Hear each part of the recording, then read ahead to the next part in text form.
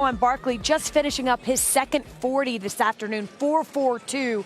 His unofficial time in the first one, 4.41, I believe. So as advertised so far for Saquon Barkley. Jordan Palmer joining us. Jordan, thank you. Quarterback coach currently working this year with Josh Allen and Sam Darnold. And we don't have a lot of time and a lot of questions, but I do want to ask you why Darnold, why the decision not to have him throw this weekend? Yeah, I think with Sam, he's a guy who's got 27 starts on tape. He's put everything out there.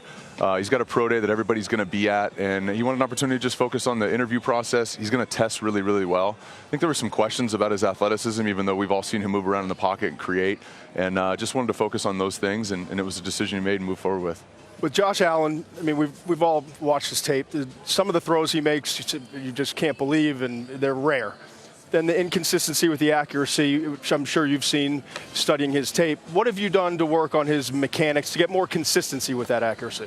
Well, when you miss throws, or for any quarterback, any inaccuracies are going to come from two things. One is on the mechanical side, and two is the rest of what's happening, the timing, the personnel on the other end of the throw, the coverages that you're seeing and the levels that you're playing at.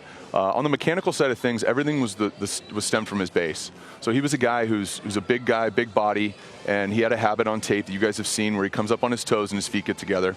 And when you do that, the next thing you're naturally going to do is overstride. Right. And when you overstride, that being the first thing in the throwing sequence, when you overstride, that's going to lead to other issues. So instead of changing everything, we didn't. Just worked on the base. So I think what you'll guys will see tomorrow is a lot more consistency, but that's stemming from the actual just base, as simple as that sounds. He's the one guy I feel like of the top quarterbacks we don't really know that well. I've gotten to know him a little bit, had one of his games, but publicly, what can you tell us about him that you've learned just spending a lot of time with him? Yeah, for the last 3 months, Sam Darnold, Josh Allen, and then Kyle Allen, who's a guy that I've been talking about this whole week, have really come together. These guys have become best buddies, and I think none of us, me and Sam and Kyle have all talked about how we had no idea Josh was that funny, that cool. Right. So I'm hoping that comes out this week. But he's also the thing about him coming from a farm and third generation and middle of nowhere, small town. One of the things I think is interesting is, when you grow up on a farm and something breaks, you have to fix it. Right? You don't call, there's no plumber dude who comes over. And if you boil down the quarterback position, you're a problem solver. Yeah. You have fires to put out on the team. You got issues with the coaching staff. You got a defense that you have to figure out how you're going to go against. Protection. There's problems all around you. You have to solve them. What's unique and what I've learned through this process of developing a great relationship with Josh is that he's just a naturally inherent problem solver.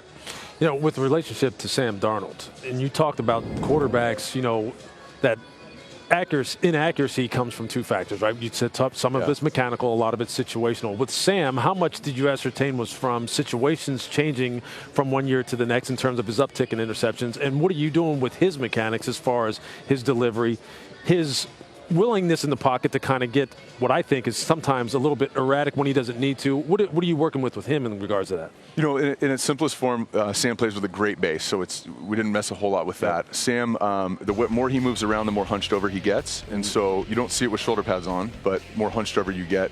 And when you start your throwing motion from that position, the chest isn't expanded, so you don't recruit any of these muscles. Right. So what we've been able to do is just kind of pull his traps back, adjust his posture, so it puts less emphasis on your arm, which is just more of a longevity thing. Yeah. Right? And in terms of the uptick in interceptions, with Sam, they spent 6 games trying to figure out who their X was going to be, who their Z was going to be, who their Y was going to be. It's definitely not an excuse. It's a process that everybody's going to go through. He's going to do that next year on whatever team he goes to. But also, they put him in a position where he had a lot of options to go a lot of places with the ball, and you're going to throw a lot of touchdowns in that situation, and you're going to throw more interceptions in that situation. What about the 2 hands on the ball? Have you worked on that? Yeah, absolutely. But I also don't think it's a drill you solve in May or April or February or March. There's things that you can get reps on in the offseason that will correlate and turn into improvements on the field on Sundays. And then there's things that those reps have to come in game situations. Right. And so for me, when you look at the offensive line situation, they had a lot of young guys playing, a lot of injuries. Every quarterback does. Sam, we've seen a lot of amazing stuff in the pocket with him, moving around, creating, buying time. And that holds itself in tension with ball security. And so if his focus was 2 hands on the ball, don't let anybody get this, you sacrifice some amazing plays. Yeah. They hold each other in tension. It's a gamble, and it's something he's going to need to work on moving forward. Jordan, a big 2 months, I think, for you and these guys. So thanks for stopping by. He didn't have a plumber dude. He's got a quarterback dude. Yeah, So, quarterback dude. that quarterback dude, that works out pretty well.